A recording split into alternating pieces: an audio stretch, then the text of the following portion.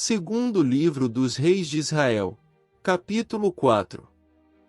E uma mulher das mulheres dos filhos dos profetas, clamou a Eliseu dizendo: Meu marido, teu servo, morreu, e tu sabes que o teu servo temia ao Senhor, e veio o credor a levar-me os meus 2 filhos, para serem servos.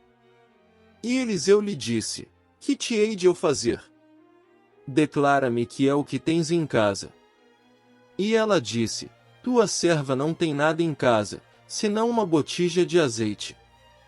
Então, disse ele: Vai, pede para ti vasos emprestados a todos os teus vizinhos, vasos vazios, não poucos.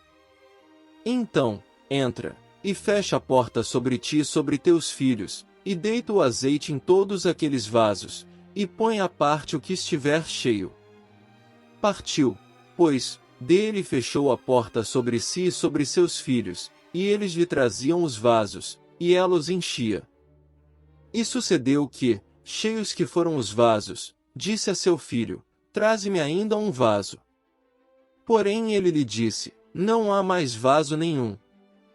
Então, o azeite parou. Então, veio ela, e o fez saber ao homem de Deus, e disse ele: Vai, vende o azeite, e paga a tua dívida, e tu e teus filhos vivei do resto. Sucedeu também um dia que, indo Eliseu a Sunem, havia ali uma mulher rica, a qual o reteve a comer pão, e sucedeu que todas as vezes que passava, ali se dirigia a comer pão. E ela disse a seu marido: Eis que tenho observado que este que passa sempre por nós, é um santo homem de Deus. Façamos-lhe, pois, um pequeno quarto junto ao muro, e ali lhe ponhamos uma cama, e uma mesa, e uma cadeira, e um candeeiro, e há de ser que, vindo ele a nós, para ali se retirará. E sucedeu um dia que veio ali, e retirou-se àquele quarto, e se deitou ali. Então, disse ao seu moço Geazi: Chama esta sunamita. E chamando a ele, ela se pôs diante dele. Porque lhe dissera: Dize-lhe, eis que tu nos tens tratado com todo desvelo, que se há de fazer por ti? Haverá alguma coisa de que se fale por ti ao rei, ou ao chefe do exército? E dissera ela: Eu habito no meio do meu povo. Então, disse ele: Que se há de fazer, pois, por ela? E Geazi disse: Ora, ela não tem filho, e seu marido é velho. Pelo que disse ele: Chama-a. E, chamando-a a ele, ela se pôs à porta. E ele disse: A este tempo determinado, segundo o tempo da vida, abraçarás um filho. E disse ela: Não, meu senhor, homem de Deus, não mintas a tua serva. E concebeu a mulher, e deu à luz um filho, no tal tempo determinado, segundo o tempo da vida, que Eliseu lhe dissera. E, crescendo o filho, sucedeu que, um dia, saiu para seu pai, que estava com os segadores. E disse a seu pai: Ai, a minha cabeça! Ai, a minha cabeça! Então, disse a um moço: Leva-o à sua mãe. E ele o tomou e o levou à sua mãe, e esteve sobre os seus joelhos até ao meio-dia, e morreu.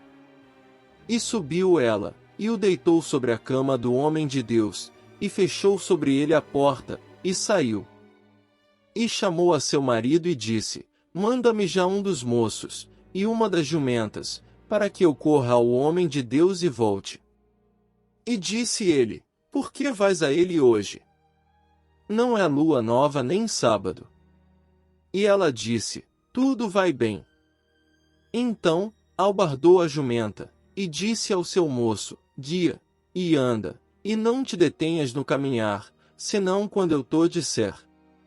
Partiu ela, pois, e veio ao homem de Deus, ao monte Carmelo, e sucedeu que, vendo-a o homem de Deus de longe, disse a Geazi, seu moço: Eis aí a sunamita. Agora, pois, corre-lhe ao encontro e dize-lhe: Vai bem contigo? Vai bem com teu marido? Vai bem com teu filho? E ela disse: Vai bem, Chegando ela, pois, ao homem de Deus, ao monte, pegou nos seus pés, mas chegou Geazi para retirar. Disse, porém, um homem de Deus: Deixa, porque a sua alma nela está triste de amargura, e o Senhor me encobriu e não o manifestou. E disse ela: Pedi eu a meu senhor algum filho? Não disse eu: Não me enganes. E ele disse a Geazi: Cinge os teus lombos, e toma o meu bordão na tua mão, e vai, se encontrares alguém, não o saúdes, e, se alguém te saudar, não lhe respondas, e põe o meu bordão sobre o rosto do menino.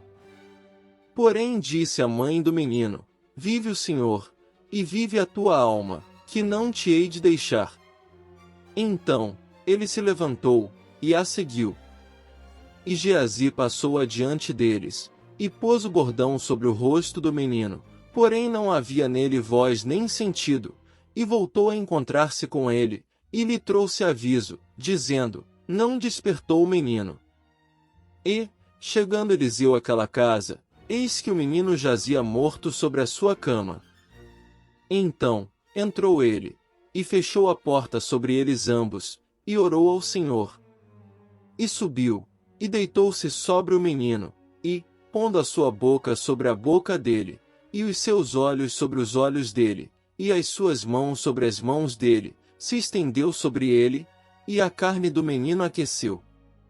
Depois, voltou, e passeou naquela casa de uma parte para outra, e tornou a subir, e se estendeu sobre ele. Então, o menino espirrou 7 vezes, e o menino abriu os olhos. Então, chamou a Geazi e disse: Chama essa sunamita. E chamou-a, e veio a ele. E disse ele: Toma o teu filho. E veio ela, e se prostrou a seus pés, e se inclinou à terra, e tomou o seu filho e saiu. E voltando Eliseu a Gilgal, havia fome naquela terra, e os filhos dos profetas estavam assentados na sua presença, e disse ao seu moço: Põe a panela grande ao lume, e faze um caldo de ervas para os filhos dos profetas.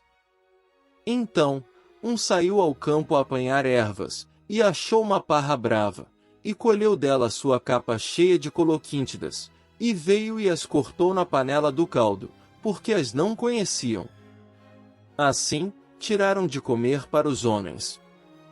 E sucedeu que, comendo eles daquele caldo, clamaram e disseram: Homem de Deus, há morte na panela.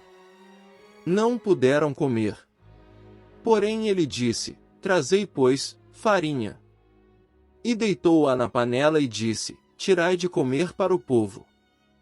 Então, não havia mal nenhum na panela. E um homem veio de Baal-Salisa, e trouxe ao homem de Deus pães das primícias, 20 pães de cevada e espigas verdes na sua palha, e disse: Dá ao povo, para que coma. Porém seu servo disse: Como hei de eu pôr isso diante de 100 homens? E disse ele: Dá-o ao povo, para que coma, porque assim diz o Senhor: comer-se-á, e sobejará. Então, lhos pôs diante, e comeram, e deixaram sobejos, conforme a palavra do Senhor.